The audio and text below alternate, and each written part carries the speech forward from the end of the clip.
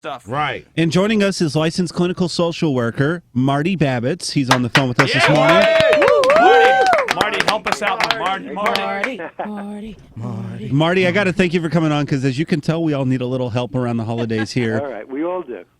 My first question for you is, explain to us how you became a social worker so that everybody listening at home understands that we just didn't pull somebody off the street to play the role of a social worker. All right, okay. I've been doing family and couples therapy in New York City for over 25 years. And I wrote a book this year called The Power of the Middle Ground, A Couple's Guide to Renewing Your Relationship. So I've been at this for a while. And, this is a time of year that guys like me come to the fore because it's a rough time for a lot of people. And Marty, this is Honky. Thanks again for coming on with us and talking to us. Sure. What this time of year, what are the most common things that people come to you and talk about? Unresolved angers, grudges, everybody's sitting down with each other, wishing the family was a certain way. It's often not that way. Oh, so you've been to Kathleen's house on Christmas. And I survived. Marty, we have an intern here. I believe it was one of our interns who said that they didn't enjoy time with their family or something like that. Who was that said that? Was intern Jay. Where's she hiding? Intern Jay, come on over here to the mic and tell Marty exactly what you said before 2 breaks ago. She literally said this, Marty, and tell us exactly why, maybe in your professional opinion, why someone feels this way. Why does that happen? Okay. Tell her what's up, Jay. Okay, I said that on the holidays, I pretend to be sick and I stay home and sleep because I don't want to go to my mom's husband's. She's a high schooler, house. by the way, Marty. A senior in high school. Yeah, senior in high school. Yeah, senior. Okay. So you did that last year? I do it pretty much every year. And how did it feel? I was asleep, so not really. But, why? Yeah. What leads up to it? I mean, they're weird acting. I don't really like hanging around them. There's no one really my age there. Marty, what do you say? Well, I say you're figuring out a connection that's a difficult one. I mean, you're saying you don't feel a part of what's going on when you're there. Mm-hmm. And maybe you need to think about what would help you enjoy yourself in their presence, if that's possible. In other words, you can avoid them up to a certain point, but they're still important people in your life overall. So at some point, you're going to have to think about what's going on and figure out some kind of middle ground. That's true. Now, Marty, what can you tell us about people that love to break up over the holidays? Why is it that relationships tend to end around the holidays, boyfriends, girlfriends? I'll be honest, I don't want to give a gift out. A lot of things are coming to the fore, and people are evaluating the meaning of the relationship in terms of this larger meaning of, they should feel very connected to family and everybody who's close to them. And when the relationship either doesn't measure up, or when they feel like there's something just wrong with their life and they want to, kind of hit the tilt button and start again. Absolutely. Now, Marty, do you think it's because exactly like Stitch said? Stitch, what was that you said? When I tend to break up with people around the holidays, it's because I've been with them for a while and I like being with them, but I don't want to have to give them any gifts. Oh, shallow. Boy. Oh, so boy. at least there's a good financial reason. Well, exactly. All right, Shallow. I gotta give you credit for that. Shallow puddle. No, don't do it. It's just that people want to be number one in each other's lives.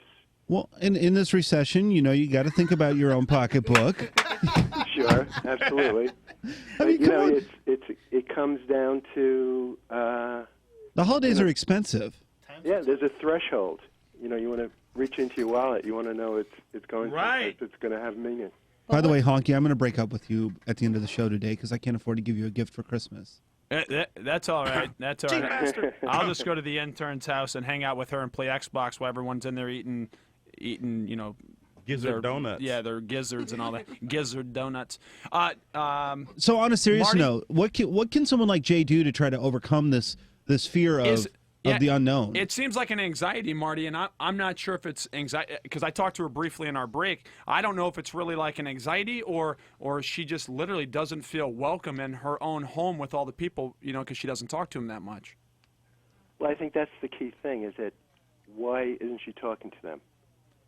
But I don't think Jay is asking. You're not asking for help. It doesn't bother you, right? Not You're okay really. with this. Yeah. Well, she's okay with it, and I'm not saying do it different right now, but I'm saying in the long run, you're going to want to have the option to do it different if you want to. How does she effectively communicate that to the person that she Or doesn't to her own desire to be family that around? she likes to be around but doesn't want to be with? Yeah. Well, you start one at a time. You know, it's like if you're there and you're basically feeling alone, that's the problem. So at least you build one ally at a time. Figure out a way to have a good time. Figure out a way to shift from thinking about what you're not getting into thinking about what you are getting. So just to kind of recap real quickly here, the things that she can do to help better herself for this is talk to her family individually, and what else? Have a goal for herself for the day. What would make the day feel meaningful for What's her? your goal today? What's your goal today, Jay? Aside from eating Hey, if you all say the food sleep, you we're can. going to I like... was gonna say sleep.